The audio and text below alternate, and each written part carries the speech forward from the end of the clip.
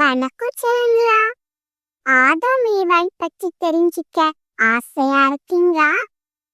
கதைக்குள்ள போலாமா? 6 நாட்களாக தேவன் உவஞ்சாய் படைத்து இந்த பூமியை உருவாக்குனாங்க. அந்த கதையோட லிங்க் மேல டேக் பண்ணியிருக்கேன். பார்க்காதவங்க கண்டிப்பா பாருங்க. கூடவே இந்த சேனலையும் சப்ஸ்கிரைப் பண்ணி உங்க சப்போர்ட்டை ப்ளீஸ் கொடுங்க. இப்ப கதைக்குள்ள போலாம். முதலில் பூமி காலியாக இருந்தது. பூமியில எந்த மனுஷனும் இல்ல. தேவன் தனது சாயலில் மனிதனை உருவாக்க எண்ணி மண்ணினாலே மனிதனை உருவாக்கி ஜீவ சுவாசத்தை அவன் நாசியிலே ஊதினாங்க. உடனே அவனுக்கு உயிர் வந்தது. தேவன் அவனுக்கு ஆதாம்னு பெயர் வச்சாங்க. தேவன் ஏதேன் ஒரு தோட்டத்தை உருவாக்கி ஆதாம அந்த இடத்துல வச்சாங்க. ஏதேன் தோட்டம் மரங்கள், வண்ண மலர்கள், பறவைகள், விலங்குகள், ஆறுகளால நிரம்பி இருந்துச்சு. தேவன் தோட்டத்தின் நடுவே ஜீவ விருட்சத்தையும் நன்மை தீமை அறியத்தக்க விருட்சத்தையும் பூமியிலிருந்து முளைக்க பண்ணாங்க.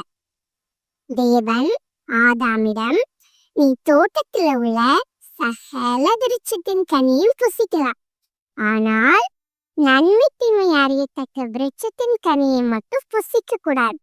அதை புசிக்கும் நாள்ல சாகவே சாவாயின்னு கட்டளையிட்டாங்க. தேவன் தான் உருவாக்கின பறவைகள், விலங்குகள் எல்லாவற்றையும் ஆதாமிடம் கொண்டு வந்தாங்க. ஆதாம் அவைகளுக்கு பெயர் வைத்தான். எல்லாம் அவனுடன் மகிழ்ச்சியா இருந்துச்சு. ஆனால் ஆதாம் மட்டும் தனிமையில இருந்தான். அதனால தேவன் ஆதாமை தூங்க செய்து அவனுடைய விலாவிலிருந்து ஒரு எலும்பை எடுத்து அதை ஒரு பெண்ணாக உருவாக்கி அவளை ஆதாமுக்கு கொடுத்தாங்க.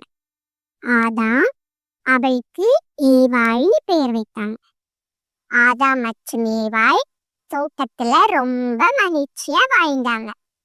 தேவனுடைய பிரசன்னத்தில் நடந்ததுனால அவங்க நிர்வாணமாயிருந்தும் வைக்கப்படாது. தேவனாகிய கர்த்தர் உருவாக்கின சகல காட்டு ஜீவன்களை பார்க்கிறோம் சர்ப்பமானது தந்திரமுள்ளதா இருந்துச்சா. ஆமா, சர்ப்பம்னா என்னன்னு தெரியுமா? அதுதான் பாம்பு. அது ஏவாளிடம், நீங்க தோட்டத்தில் உள்ள சகல விருட்சங்களின் கனியும் புசிக்க வேண்டானி தேவன் சொன்னதுண்டா அப்படின்னு கேட்டுச்சு. உடனே ஏவாள், தோட்டத்தின் நடுவில் இருக்கிற விருட்சத்தின் கனியை மட்டும் புசிக்க கூடாது, அப்படி புசிச்சீங்கன்னா சாவீங்கன்னு தேவர் சொன்னாங்கன்னு சொன்னாங்க. அதற்கு சர்ப்பம், நீங்கள் அந்த பழத்தை சாப்பிட்டா சாக மாட்டீங்க, நீங்க இதை புசிக்கும் நாளிலே உங்கள் கண்கள் திறக்கப்பட்டு நன்மை தீமை அறிந்து தேவர்களை போல இருப்பீங்கன்னு சொல்லிச்சு. ஏவாள் பழத்தை பார்த்தாங்க. அது ரொம்ப அழகா இருந்துச்சு. சாப்பிடணும்னு ஆசைய தூண்டிச்சு. உடனே அதை பறிச்சு சாப்பிட்டாங்க. அது மட்டும் இல்ல, ஆதாமுக்கும் கொடுத்தாங்க. ஆதாமும் சாப்பிட்டார்.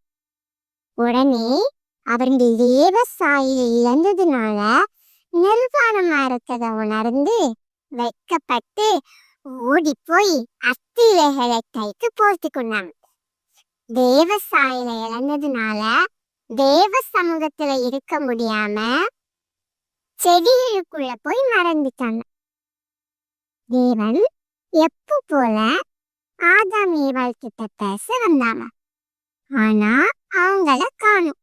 அதனால ஆதாமே, நீ எங்கே இருக்க அப்படின்னு கேட்டாங்க. அதுக்கு ஆதாம், நான் நிர்வாணமா இருக்கிறதுனால உங்க சத்தத்தை கேட்டதும் பயந்து ஒழித்துட்டேன்னு சொன்னாங்க. உடனே தேவனுக்கு புரிஞ்சிட்டு, ஆதாம் கிட்ட, நீ நிர்வாணின்னு உனக்கு யார் சொன்னா? புசிக்க வேண்டான்னு சொன்ன கனியை புசிச்சிச்சியோ அப்படின்னு கேட்டாங்க. உடனே ஆதாம், ஏவாள் தான் அந்த கனியை எனக்கு கொடுத்தாங்க, அதான் நான் சாப்பிட்டேன் அப்படின்னு சொன்னாங்க. தேவன் ஏவாள் கிட்ட ஏன் இப்படி பண்ணுனேன்னு கேட்டாங்க. அதற்கு ஏவாள், பாம்பு என்னை ஏமாச்சிட்டு அதான் நான் சாப்பிட்டேன்னு சொன்னாங்க. தேவன் வேதனையுடன் அவங்கள பார்த்தாங்க. சர்ப்பத்தை பார்த்து, நீ இப்படி செய்ததுனால எல்லா மிருகங்களிலும் சபிக்கப்பட்டிருப்பார். உன் வயிற்றினால் நகர்ந்து மண்ணை தின்ப, உனக்கும் மனுஷங்களுக்கும் பகையை உண்டாக்குவேன்னு சொன்னாங்க. அதனாலதான் நாம இப்போ பாம்புனாலே ஓடுறோம்ல, இல்லைன்னா கம்பெடுத்து அடிக்கிறோம். அப்படி ஏவாளை பார்த்த தேவன், நீ வேதனையோடு பிழை தருவாய்ன்னு சொன்னாங்க. அதனாலதான் ஒரு குழந்தை பிறக்கிறதுனா அவ்வளோ கஷ்டமா இருக்கு. இப்போ ஆதாம பார்த்தாங்க. ஆதாம பார்த்து என்ன சொன்னாங்கன்னா, உன்னால இந்த பூமியே சபிக்கப்பட்டிருக்கும். உயிரோடு இருக்கும் நாளெல்லாம் வருத்தத்தோடே அதன் பலனை புசிப்பாய்ன்னு சொன்னாங்க.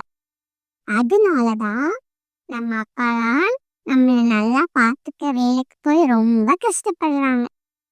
தேவன் அவர்களுக்கு தோல் உடைய கொடுத்து தோட்டத்துல இருந்தே வெளியே அனுப்பிட்டாங்க. ஏதேன் தோட்டத்தோட வாசலை காவல் காக்க கேருபீன்களையும் வீசி கொண்டிருக்கிற சுடரொளி பட்டயத்தையும் வைத்தாங்க. நன்மை தீமை அறியும் கனியை அவங்க சாப்பிட்டாங்கல்ல, அதனாலதான் நமக்கு மட்டும் 6 அறிவு இருக்கு. இனி ஜீவ விருட்சத்தின் கனியை சாப்பிட்டு மரணம் இல்லாம வாழ முயற்சி பண்ணக்கூடாதுன்னு தோட்டத்துக்கு காவல் வச்சுட்டாங்க. ஆதாம் மற்றும் ஏவாள் தோட்டத்தை விட்டு வெளியே வந்து பூமியில கஷ்டப்பட்டு தங்களுடைய புதிய வாழ்க்கையை தொடங்கினாங்க. குட்டீஸ், ஆதாம் ஏவாள் பாவம் பண்ணலன்னா ஏதேன் தோட்டத்துல கஷ்டமே இல்லாம எல்லா விலங்குகளோடும் சந்தோஷமா இருந்திருப்பாங்கல்ல. அவங்க தேவனோட வார்த்தையை கேட்காததுனால பூமியில எல்லாரும் எவ்வளவு கஷ்டப்படுறோம்ல. நாம ஒருத்தங்க பண்ற தப்பு நம்ம மட்டும் இல்லாம நம்மளை சார்ந்து எல்லாரையும் கஷ்டப்படுத்தும். அதனால யார் என்ன சொன்னாலும் சரி, தேவனுக்கு பயந்து தப்பு பண்ணாம வாழணும். சரியா சொன்னாங்களா? ஓகே சொன்னாங்களா? பாய், டாடா. இந்த கதை பிடிச்சிருந்துச்சுன்னா கண்டிப்பா லைக் பண்ணி ஷேர் பண்ணி சேனலை சப்ஸ்கிரைப் பண்ணுங்க. பாய்.